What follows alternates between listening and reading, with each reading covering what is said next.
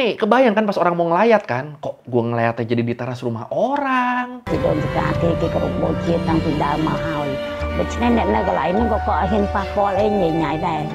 Makanya orang-orang jadinya mikirnya daripada gue tinggal di rumah kayak gitu, mending gue tinggal di pemakaman aja sekalian. Kita bahas fenomena-fenomena kemiskinan di dunia lagi ya, terutama slum areanya nih. Udah cukup banyak yang kita bahas ya. Kemiskinan sama slum area di Nigeria, di India, di Jepang, di mana lagi? Ada lagi gak sih? Nah, sekarang gue mau bahas slum area di Asia Tenggara. Kalau kemarin kita bahas soal Filipina dengan makanan pak-paknya, makanan khas slum area di sana, kali ini gue mau bahas slum area di Kamboja. Yang apa ya?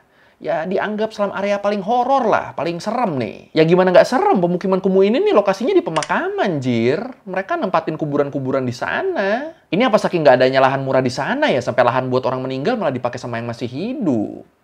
Bener gitu, apa ada alasan lain ya? Sama sekalian juga bisa kita bahas separah apa sih sebenarnya kondisi kemiskinan di sana, di Kamboja. Ya udah kalau gitu, langsung aja kita bahas kenapa di Kamboja banyak kuburan yang malah jadi area pemukiman.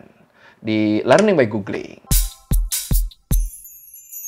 Oke, biasanya kan kita kalau dengar slum area, kalau dengar area kumuh, itu kan kebanyakan adanya di kawasan pinggir sungai ya, atau beberapa juga ada yang di pinggir rel kereta api lah. Tapi di Kamboja ada pemukiman kumuh di ibu kota Phnom Penh yang masyarakatnya tuh tinggalnya di kuburan loh. Ngerinjir. Tapi sebelum kita bahas lebih jauh tentang slum area yang horor ini, gue mau jelasin dulu nih tentang kemiskinan di Kamboja. Dan gimana sih sebenarnya kondisi ekonomi masyarakatnya sampai mereka harus hidup di tempat yang begini. Jadi kalau menurut laporan World Bank, di tahun 2020, Kamboja tuh jadi negara dengan GDP per kapita paling rendah ke-11 di Asia. Dan ketiga di Asia Tenggara. Setelah Timur Leste sama Myanmar.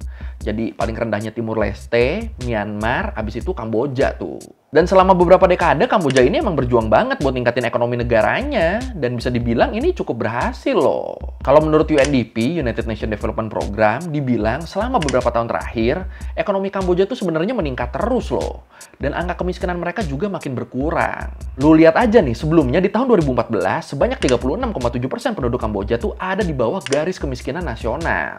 Tapi terus angka ini turun jadi 16,6% di tahun 2020. Ini kan berarti kan turun sekitar setengahnya ya.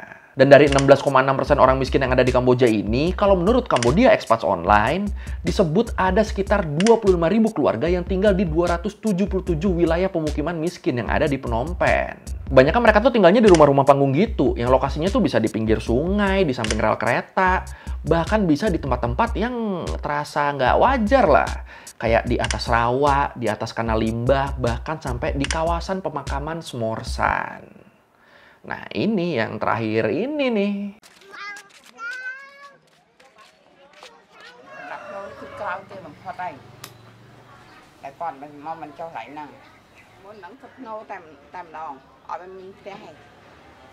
Nah, kalau menurut Reuters, masalah pemukiman di Kamboja ini, yang banyak di tempat-tempat nggak wajar ini tuh akarnya balik lagi ke masa-masa rezim komunis Khmer Merah dulu. Balik lagi ke zamannya Pol Pot dulu. Lu inget kan rezim Pol Pot dulu sekejam apa? Gimana orang-orang berpendidikan di sana malah dibantai sama dia? Inget kan? Hah? Lupa? Oh, kalau lupa sih berarti lu harus nonton video yang ini nih. Hey, Marketing Standar TV! Iya, jadi di zaman itu dulu demi ngewujudin kesetaraan, pemerintah komunis Khmer Merah kan sampai ngeluarin aturan yang bilang kalau segala jenis kepemilikan pribadi kayak rumah, tanah yang gitu-gitu, itu tuh dilarang. Semua yang sifatnya kepemilikan pribadi itu dihapus sama pemerintah, catatannya semua dihapus, dan semuanya jadi milik negara waktu itu. Pokoknya nggak boleh ada tuh warga sipil yang punya aset. Kalau ada yang gitu, kalau ada yang punya, ya itu langsung disita tuh, harus jadi punya negara. Dan gara-gara ini efeknya, waktu akhirnya rezim Pol Pot runtuh, masyarakat Kamboja tuh jadi bener-bener nggak punya apa-apa. Rumah bukan atas nama sendiri, tanah juga nggak punya, ya pokoknya nggak ada aset apa-apa lah. Bener-bener miskin mereka.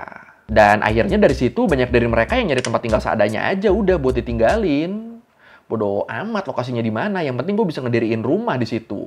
Kalau menurut The Jakarta Post di tahun 1990-an, banyak banget tuh penduduk Kamboja yang ngebangun tempat tinggal di bantaran-bantaran sungai. Tapi terus karena pengerukan pasir yang terus-menerus, jadinya erosi kan. Endingnya rumah-rumah itu malah pada roboh tuh ke sungai tuh. Pusing lah orang-orang miskin Kamboja di sini, soalnya makin nggak ada lagi kan tempat buat mereka bikin rumah. Ya gimana, sungai yang tadinya opsi pertama mereka ternyata paling beresiko. Ternyata kalau kebanyakan rumahnya malah bisa erosi kan. Belum lagi terus sempat ada juga kebakaran besar di kawasan kumuh di sana yang bikin makin banyak penduduk sana yang terlantar dan nggak punya tempat tinggal nih. Akhirnya mau nggak mau orang-orang yang rumahnya kena erosi sama kena kebakaran ini mereka nyari-nyari lagi lah. Di mana ya kira-kira yang bisa dibangun tempat tinggal liar tapi nggak ada yang protes? Nyari terus sampai akhirnya mereka nemu lokasi yang dirasa aman buat jadi pemukiman. Lokasi yang mereka yakin kalau mereka tinggal di situ penduduk aslinya tuh nggak akan protes. Dan ya udah, akhirnya mereka bikin deh tuh pemukiman di kawasan pemakaman Smorsan. Ya iyalah, penduduknya nggak akan protes lah. Kalau ada yang protes malah ngeri kan tuh. Tapi kebayang gak sih lu sampai pemakaman aja dianggap aman buat jadi tempat tinggal lo sama mereka loh. Ini kan berarti kan udah tahap desperate banget ya mereka ya. Kasian jir. Nahum told us that whoever wants to live here only needs to register their names with the community leader. They can find and occupy an empty space as they wish. Kalau menurut CGTN, awalnya sebelum orang-orang mulai pada pindah ke pemakaman Smorsan, di sana tuh disebut ada sekitar 300 makam, yang mayoritasnya adalah makam orang-orang Vietnam yang meninggal di sana. Dan sejak rumah-rumah kumuh warga mulai pada dibangun di sana, sebenarnya keluarga dan kerabat dari orang-orang yang dimakamin di sana tuh pada ngerasa keganggu. Ya ini kesel lah mereka pasti ya, soalnya lu lihat aja ini.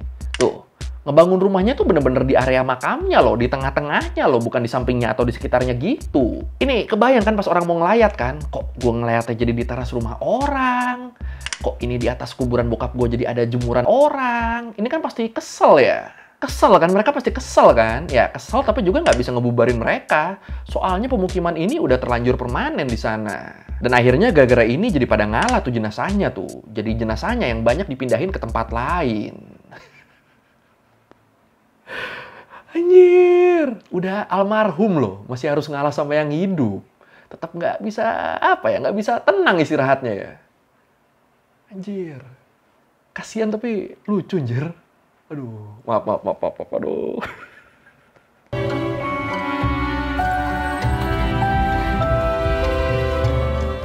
Miền Bắc là sai cái dịp nào rồi bọn chị đồn cả thì cái cột bộ chia tăng từ đào mà hỏi bởi cho nên là cái lại nó có hình phạt qua lên nhảy này cứ nấu được nấu mà nấu. Dan akhirnya setelah banyak jenazah yang ngalah, setelah banyak jenazah yang dipindahin, di sana tuh sekarang cuma ada sekitar 110 makam doang. Tapi walaupun makamnya udah berkurang lebih dari setengahnya, sekarang tuh posisi makam sama rumahnya tuh malah lebih gila loh. Makamnya sekarang tuh bisa ada di dalam rumah orang. Jadi misalnya lu tinggal di sana nih, ya itu bisa aja tuh di ruang tamu lu, itu tuh makam orang. Mana orangnya nggak kita kenal lagi kan? Ngeri banget, jir. Jadi bener-bener banyak banget makam-makam di sana yang posisinya tuh ada di halaman rumah orang atau bahkan di dalam rumah orang kayak tadi. Ini kebayangkan kalau misalnya kita mau ziarah terus nggak jadi gara-gara yang punya rumahnya lagi cabut. Ini kan ngeselin banget anjir ya. Tapi lucu sih emang ngebayanginnya sih. Aduh. Emang rumahnya ada berapa banyak? Di tahun 2019 disebut udah ada lebih dari 500 orang yang tinggal di pemakaman Smorsan. Jadi ya endingnya malah lebih banyak orang-orang yang masih hidup ya daripada yang udah meninggal di pemakaman ini. Padahal nama lokasinya tuh pemakaman loh. Ya bener-bener definisi malah mayatnya yang ngalah sih ini. Tapi ada cerita-cerita horornya nggak di sana? Nah ini gue yakin orang kita tuh justru banyak penasarannya tuh ke cerita-cerita gininya ya. Jadi kalau menurut warga lokal pas awal-awal mereka ngebangun rumah di sana masih suka ada tuh penampakan-penampakan gitu. Tapi ya terus makin kesini makin nggak ada itu penampakannya. Ya mungkin pada insecure kali hantunya ya. Kena mental hantunya kali kan. Kok makan gua malah dipakai nongkrong, Terima tamu. pakai naruh jemuran. Jadi ngerasa nggak ada harga dirinya kan hantu-hantunya kan. Ya intinya kalau cerita-cerita horor gitu, kalau kata orang sana adanya dulu pas awal-awal mereka pindah ke sana. Kalau sekarang sih sama sekali nggak ada. Ya udah adanya makam aja udah, nggak pakai hantu-hantu segala macem. Nè xây nè kla tới còn ngợp dục tới còn khinh khmoi khinh ấy lông đá nó. Đời dây ấy nè nơi cho nón muốn tăng cho nónติดดามกายเชียงกายเองก็ทานโลงอ่ะก็ไปม้วนยังมาดันเพลียมจนขลาดเพยเด็กได้เจอสมัยเคยดังเคยไอ้เคย ทางเปียยังน่ะรัวจังอ่ะเกมน่าสึกไอ้ยังสิไอ้ Dan sebenarnya buat ngatasin masalah pemukiman kumuh ini, pemerintah Kamboja sendiri tuh udah nyediain tempat tinggal buat mereka loh. Disediain, dibikinin tempat tinggal sama pemerintah, biar orang-orang yang tinggal di lokasi-lokasi nggak wajar kayak pemakaman tadi, itu bisa direlokasi jadinya. Tapi sayangnya bisa dibilang rencana relokasi ini sia-sia. Sia-sia kenapa? Soalnya ya warganya ternyata nggak ada yang mau pindah ke sana. Atau kalaupun ada yang mau, itu tuh jumlahnya dikit banget. Ini kan sayang banget ya. Jadi kalau menurut Soung Saran, Direktur Eksekutif Samakun Teang Naut, organisasi yang memetakan kawasan kumuh di Kamboja, Dia bilang karena pembangunan terus diadain di Kamboja, itu tuh ngebikin banyak kawasan kumuh yang jadi tergusur di sana. Disebut sejak tahun 1990 sampai sekarang, tiap tahunnya tuh rata-rata ada 10.000 penduduk yang tergusur di wilayah perkotaan. Tadinya tinggal di rawa, digusur jadi nggak punya tempat tinggal. Tadinya tinggal di pinggir rel, digusur jadi nggak punya tempat tinggal. Yang di pemakaman belum digusur sih. Nah, buat solusi masalah ini ya tadi itu, pemerintah sana tuh sebenarnya udah nyiapin tempat tinggal buat mereka di daerah Andong. Jadi pemerintah tuh mikirnya yang ini digusur pada pindah ke Andong, yang ini digusur pada pindah ke Andong. Mikirnya begitu, mikirnya. Tapi kenyataannya ternyata kebanyakan warga terlantar ini pada nggak suka tinggal di Andong. Karena menurut mereka tempat tinggalnya tuh nggak layak. Menurut mereka rumah-rumah yang disediain sama pemerintah ini, tempat tinggal yang disediain sama pemerintah ini, itu tuh lebih mirip kandang daripada rumah. Kata mereka rumahnya bentuknya tuh cuma ruangan sepetak kecil gitu, dan atapnya juga dari seng yang jaraknya pendek banget. Jadinya ya panas banget kalau siang, berasa banget kita dipanggangnya di situ. Makanya orang-orang jadinya mikirnya daripada gue tinggal di rumah kayak gitu, mending gue tinggal di pemakaman aja sekalian. Gak apa-apa lah lokasinya horor, lokasinya nggak wajar, yang penting rumahnya nyaman kan, fasilitasnya juga lebih memadai di sana. Ya, minusnya paling di ruang tamunya ada makamnya. Udah itu doang kok minusnya, sisanya enak, sisanya oke. បើសិនជាមិនមានភាពប្រែប្រួលខ្ញុំចង់រស់នៅទីនេះអស់មួយជីវិតចំពោះបុគ្គលខ្ញុំបុគ្គលបងប្អូនទាំងអស់គាត់នៅនេះគឺវាបានសុខទីមួយចិត្តសា Dan so far sampai gue bikin video ini belum ada informasi tentang rencana penggusuran rumah-rumah di pemakaman Smorsan ini sih. Ya sebenarnya ada beberapa isu yang bilang kalau pemerintah tuh lagi nyiapin penggusuran kawasan itu biar bersih dari pemukiman kumuh. Tapi terus isu ini dibantah sama pemerintah Kamboja. Kalau menurut Medmes Pikday, juru bicara dari Balai Kota Phnom Penh, dia bilang sama sekali nggak ada tuh rencana penggusuran di pemakaman Smorsan. Soalnya kata dia kalau Smorsan digusur tapi warganya nggak mau pindah ke Andong, terus mereka mau pindah kemana? Yang ada nanti pada tinggal di tempat lain yang nggak wajar lagi, atau parahnya malah menggelandang mereka. Jadi masalah lagi kan akhirnya kan. Lagian terus kalau menurut kepercayaan dan budaya Kamboja, ngegusur tempat peristirahatan orang-orang yang udah meninggal, itu tuh dipercaya bakal ngebawa karma buruk.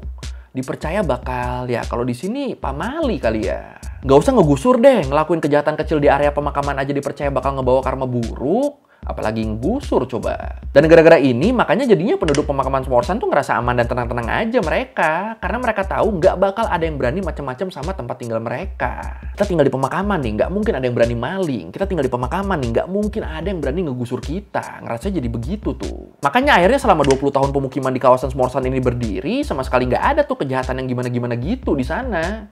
Karena ya orang-orangnya keburu takut kena karma duluan kan. Ini ternyata ada nilai plusnya juga ya tinggal di sana ya. Oke. Tapi kalau menurut lu sendiri gimana nih? Apakah orang-orang di sana harus pindah? Karena ya ini bagaimanapun ini pemukiman kan? Atau ya udah tinggal di sana aja udah daripada digusur terus mereka nanti menggelandang kan? Yang mana nih? Silakan komen.ពួកឯងនៅកន្លែងនេះតំបន់នេះវាញ៉ៃចឹងមែនប៉ុន្តែសុវត្ថិភាពក៏វាសុវត្ថិភាពដែរដោយថាវាមិនមានចោលមានអីចឹងណាផ្ទះម្ដុំនេះគឺសិតតែទុករបស់នៅក្រៅផ្ទះហ្នឹង Oke, sekian lereng googling kali ini tentang slum area paling horor di dunia. Ya, tapi ini nggak nyangka ya ternyata malah ngasih keamanan tersendiri ya ke penduduk di sana ya. Orang-orang malah pada jadi takut musik mereka loh karena takut kena karma buruk tadi. Bisa gitu ya endingnya ya. Kalau lu merevisi kalau gue udah salah, atau lu mau nanya, atau lu nambahin nggak di video, bisa tulis di komen, kita diskusi juga biasa. Sekali lagi, thank you nonton, jangan lupa like, comment, subscribe. Bye!